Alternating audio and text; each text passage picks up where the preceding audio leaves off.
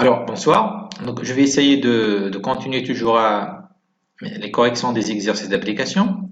Donc, avec l'exercice d'application numéro 2 et cette fois-ci avec la question numéro 2. Donc, l'autre fois, on a déjà traité la question numéro 1. OK? Donc, je vais commencer. Donc, je vais prendre mon tableau blanc. Donc, je fais un petit rappel sur la question numéro 1. Donc, il s'agissait d'une sphère. Donc, on a dit que la sphère, elle est uniformément polarisée. Et on a dit que le vecteur polarisation P est donné par, il est porté par l'axe EZ, avec P est une constante, est égal à un vecteur constant. Ok. À l'intérieur de la sphère, votre P, elle est constant en deux points, et il est suivant l'axe EZ. Et donc, encore dans la première question, on a montré qu'à l'intérieur de cette sphère, les charges équivalentes à la polarisation en volume sont nulles. Il n'y a pas de densité de charge en volume. Mais il y a une densité de charge en surface. Ok? Et a montré que ce sigma P s'écrit P cosinus de θ. Donc, c'est une fonction de θ. Qu'on a montré en effet, donc normalement que il y a des charges positives de ce côté-là. Ok? Il y a des charges positives de côté supérieur et puis des charges négatives de côté inférieur. Ça, essayez de voir la vidéo sur la question numéro 1. Alors, bien sûr, on a dit que pour θ est égal à 0, il n'y a pas de charge. Ok? Donc là, à ce niveau-là, il n'y a pas de charge. Alors maintenant, on va chercher quoi? On vous demande de chercher, donc je vais essayer de refaire le petit schéma là. On vous demande de chercher l'expression de champ électrique au centre de la sphère, O, créé par la sphère elle. Donc bien sûr, ça veut dire créé par les charges de polarisation. Les charges en surface parce qu'il n'y a pas de charge en volume. Et donc je vais prendre, puisque les charges sont réparties d'une manière non uniforme, faites attention là, sur la surface. Donc je vais prendre un élément de surface, donc un élément de surface ds, qui porte une charge élémentaire dq, donc il va créer au point O un champ électrique élémentaire DE. Ok? Bien sûr, c'est un champ dépolarisant, DE. Donc le sens là de champ, c'est pas très arbitrairement parce que j'ai pris un élément de surface de la partie supérieure. Là, les charges sont positives et donc le champ il va être dirigé, de la charge vers le point O là où vous cherchez le champ. Bien sûr, le dq là, il est donné par sigma p ds, ok? Avec ds, c'est bien sûr, donc si on est encore dans les sphériques, c'est a carré, sin θ, dθ, dφ. Ok? Alors, et le champ dE élémentaire, comme vous faites en électrostatique en S2, ça va être la constante K fois la charge élémentaire dQ sur la distance qui sépare la charge élémentaire de O. Et cette distance-là, il se trouve que c'est le rayon R. Donc ça, c'est la distance qui sépare la charge de points, et donc c'est la distance R carré. C'est une constante. Parce que vous avez une distribution, une symétrie donc, sphérique, donc tous les charges sont distant d'une distance r. Donc bien sûr, fois un vecteur unitaire u. Donc ce vecteur unitaire, je vais le définir. Donc je vais le faire là en rouge. Voilà, donc ça va être dans ce sens. Il est toujours dirigé de la charge vers le point. Donc là, c'est le vecteur unitaire u. Donc entre parenthèses, vous pouvez dire que ce u là, en effet, c'est moins ER. Ok? Ça, c'est pas, je vais pas l'utiliser, mais c'est juste pour le prendre en considération, si vous voulez. Donc, alors, jusqu'à ici, donc, on a pris toutes les expressions nécessaires. Donc, on va commencer à développer. Donc, avant de commencer à développer ça, on doit signaler que le champ, donc là, je vais changer de page. Le champ total E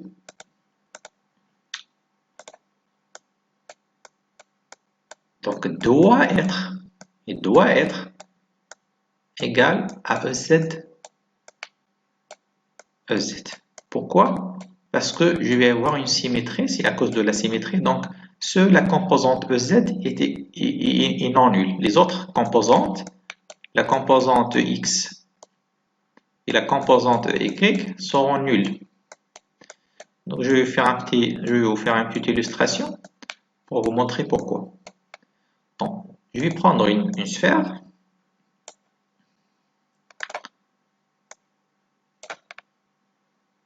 Ok, donc je vais essayer de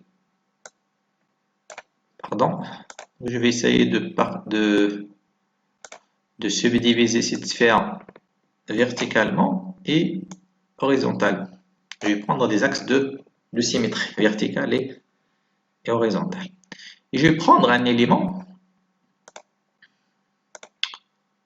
de ce côté-là qui porte bien sûr une charge dQ1. Ce dQ1 de ce côté-là, il est positif. Okay. De l'autre côté, symétriquement, donc supposons que là vous avez un angle θ. Donc si vous prenez là l'angle moins θ, je vais avoir encore là un élément qui porte une charge dQ2 qui est positif encore et qui est égal à dQ1. Okay. Ça, c'est la même chose que dQ1. Pourquoi? Parce que sigma P, c'est la polarisation fois cosinus θ. Okay. Et le cosinus de θ, il est pair. Donc là, vous êtes à moins θ ou vous êtes à θ, c'est la même chose. Donc là, vous avez la même charge, c'est égal à moins dQ. Si vous prenez symétriquement par rapport à l'axe horizontal, encore là, je vais avoir un élément. Là, je vais l'appeler donc qui porte une charge dQ3 qui doit être négatif. Okay? Et en effet, qui est égal à moins, pardon, donc c'est dQ3 qui est négatif, parce que vous êtes pour les θ qui sont supérieurs à P sur 2, et donc qui doit être égal en effet à moins dQ1. Pourquoi exactement moins dQ1? Parce que moi je vais prendre là un angle de la même valeur que celui-là. Ok? Donc le cosinus là, donc là, puisque vous avez la même valeur de θ, je vais avoir la même valeur que. Donc là, vous avez en effet, voilà l'angle. En effet, c'est pas ça, pardon. Donc en effet, l'angle θ là, pardon, l'angle qui suit, voilà l'angle θ. Ça, c'est votre θ maintenant. C'est θ, c'est moins, si vous voulez, c'est P moins θ. C'est P moins θ. Ok? Et donc là, si vous appliquez la formule la cosinus de pi moins θ, vous trouvez qu'il y a un signe moins qui apparaît. Ok? Dans le signe moins que vous avez là. Alors, la même chose pour celui-là, l'angle que vous avez là. Donc, c'est symétriquement à celui-là. Donc, là, je vais avoir un élément dQ4,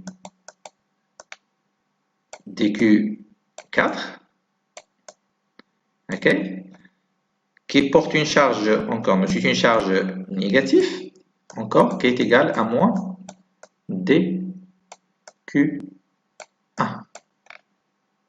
Ok? Alors, là, vous pouvez vérifier encore pourquoi c'est négatif. Ok? Donc, tout simplement parce que là, vous avez donc, le complément de l'angle moins θ. Donc, pour le cosinus, le complément, c'est toujours avec un signe. Alors, je vais refaire un autre schéma. Donc, je vais essayer de vous faire un autre schéma pour compléter cette explication-là. Donc, je vais prendre toujours la sphère. Alors, je vais prendre les éléments. Donc, je vais prendre l'axe Z. Et puis, je vais prendre les 4 éléments qu'on a choisis précédemment. Donc là, vous avez le premier élément, le deuxième, le troisième et le quatrième. Ok? Alors, au centre, cet élément-là, il va créer un champ D2E1, je vais l'appeler D21. Ok? Dans ce sens, parce que celui-là, il est positif. Ok? Celui-là encore, il est positif, donc il va créer un champ dans ce sens avec même intensité. Donc je vais l'appeler 2. Alors, pour ces deux qui sont là, ils vont créer des champs qui sont dirigés vers les charges parce qu'ils sont négatifs et de même intensité. Je vais avoir un autre vecteur envers là. Donc celui-là, ça va être, si vous voulez, 4.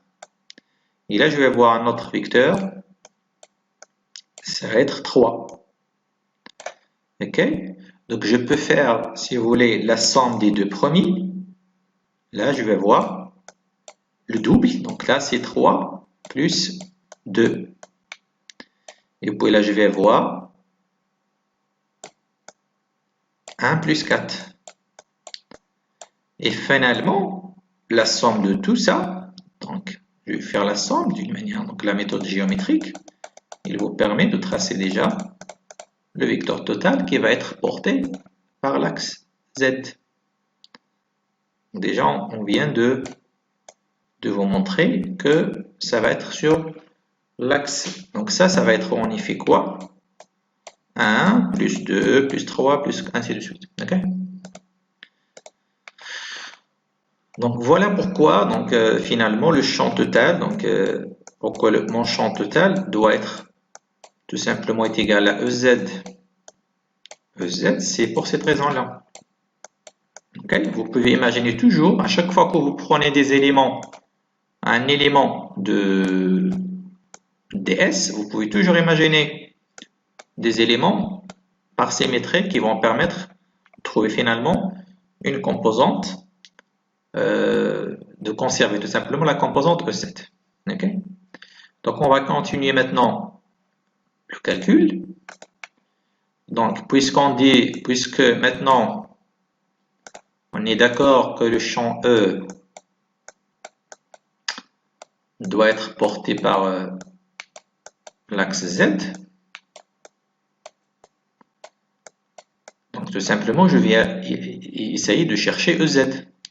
Donc EZ, bien sûr, ça va être la somme de toutes les composantes sur l'axe EZ. Donc c'est l'intégrale des deux Z sur la sphère. Avec D2Z, c'est quoi? C'est la projection de D2Z comme vecteur, de D2E, pardon, comme vecteur sur l'axe EZ. C'est la projection. En effet, je peux vous faire un petit schéma là encore. Voilà. donc l'axe dz. Donc le champ, donc on a pris, donc si vous prenez un élément, on a dit d de s, là, donc il va créer au centre un champ E, d de E, pardon. Bien sûr, je parle toujours de champ dépolarisant là, hein. Ça veut dire, j'ajoute pas parfois, j'ajoute pas le P, mais c'est toujours le P là. Ok. Alors, la composante Z, c'est la projection sur cet axe. Ok. Ça, c'est DEZ. Vous voyez que c'est une composante négative. Ça veut dire que c'est le sens inverse de l'axe Z. Ok. On va le constater après par calcul. Je ne vais pas faire attention, je ne vais pas m'intéresser maintenant à ça, mais le calcul va m'en donner ce signe-là, là, c'est-à-dire que la composante est... Donc là, je peux observer que là, vous avez un angle θ, un angle, et c'est l'angle θ en effet, ok. Ou bien, après, on va voir c'est quel angle là, est-ce que c'est θ aussi autre chose, mais l'angle là, c'est l'angle que fait, si vous voulez, la composante de Z avec la de okay. Alors là, donc déjà l'expression de D de EP, c'est déjà, donc on a trouvé que c'est K dQ sur R carré U, donc fois EZ, la projection sur EZ. Et si vous vous rappelez bien, j'ai déjà signalé que ce U, c'est moins R. Ok. Et maintenant, le produit scalaire ER EZ, ça vous le connaissez très bien. Ça, c'est le cosinus de coordonnées sphériques θ. Parce que par définition, l'angle θ en coordonnées sphériques, c'est l'angle que fait le vecteur ER avec le vecteur EZ. Et donc finalement, moi je vais avoir là, c'est moins K dQ sur R carré cosinus θ. Et vous voyez bien le signe moins là. Ok? Parce que dz est dirigé vers le bas. Ok? Alors, maintenant, on va essayer d'intégrer. Donc, avant d'intégrer, donc on doit remplacer dq par son expression. Ok? C'est déjà signalé dans le premier diapo. Donc là, vous avez dq, c'est sigma p de ds, et vous connaissez déjà ds. Donc, on va essayer de faire tout ça. Donc, je vais prendre une page vierge. Donc, toujours d de z, c'est quoi? Donc, c'est la constante k. Donc, sur r carré,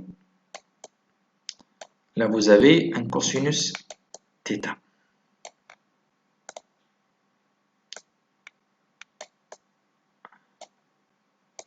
Cosinus de θ. Et puis, je vais remplacer dq. Donc, dq, c'est sigma p ds. Et donc, ds, c'est r carré sin θ dθ dφ. Okay. Vous voyez que je peux simplifier les r. Et donc, intégrant maintenant EZ. Pardon, je pense que j'ai oublié quelque chose là. Non, ouais, okay. Mais avant de ça, avant d'intégrer, alors là, je peux encore signaler. Donc là, le sigma P, vous le connaissez déjà, c'est le résultat de la première question, c'est P cosinus θ. Ok? Alors maintenant, je vais intégrer, donc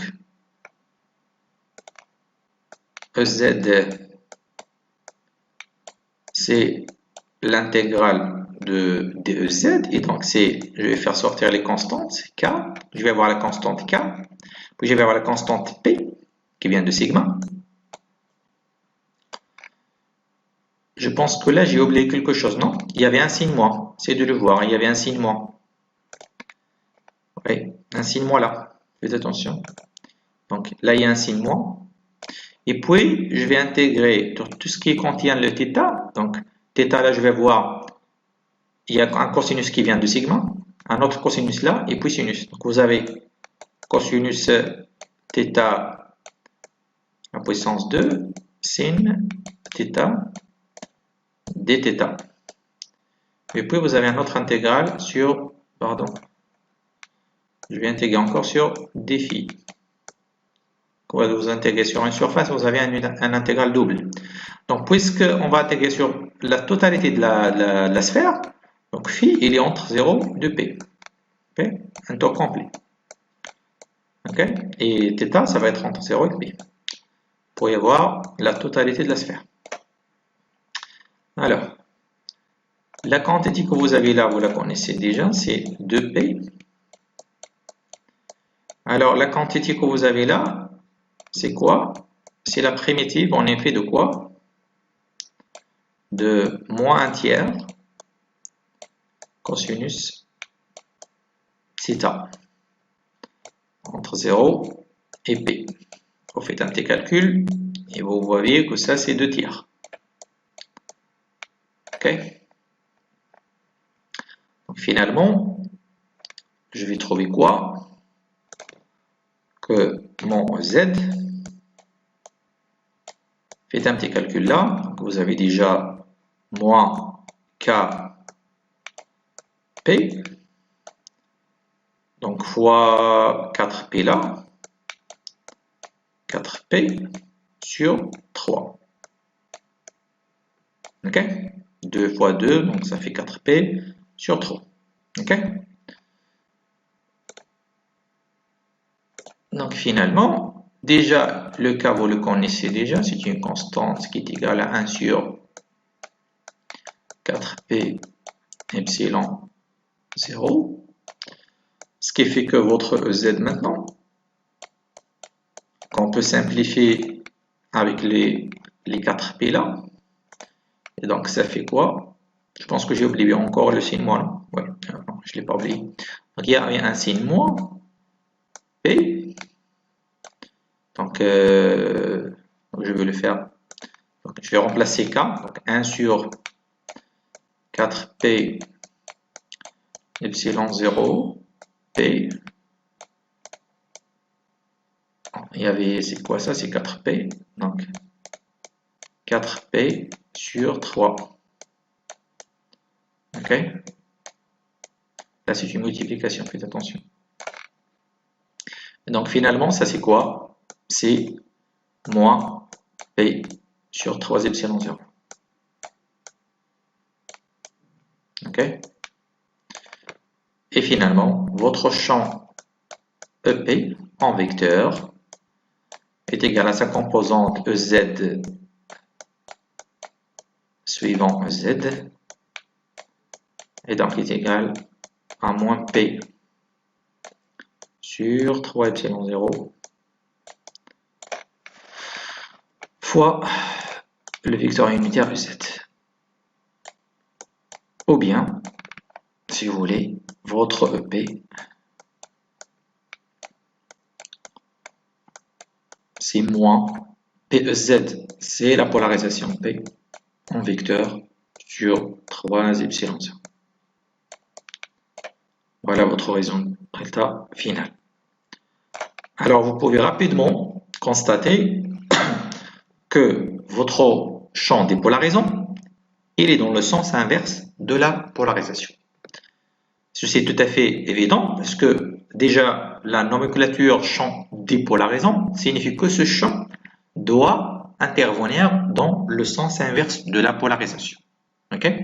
Et donc, avec un petit schéma si vous voulez pour terminer ça, donc à l'intérieur de votre sphère, voilà la polarisation. Ok? C'est dans le sens positif de Z, et le champ dépolarisant doit être dans le sens inverse. Ok? L'autre fois, on a parlé de ça, mais on a dit que normalement, le champ dépolarisant apparaît comme une résistance à la polarisation, ou bien il apparaît comme une résistance au champ excitant. Parce que le champ excitant, le champ extérieur, que je peux appeler si vous voulez E0, il est toujours dans le même sens que la polarisation. Donc, ce champ, il va créer la polarisation et la matière, elle va résister, il va essayer de défendre, d'annuler la polarisation en créant normalement ce champ dépolarisant.